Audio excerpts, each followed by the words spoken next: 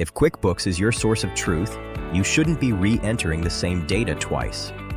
This quick walkthrough shows how to connect Advanced CM with QuickBooks Online.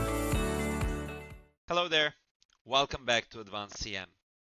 Today I'll show you how to connect your Advanced CM account with QuickBooks Online to sync your invoices and payments automatically.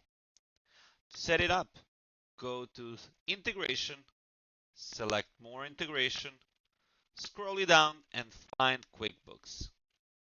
When you're there, just sign in and approve the connection.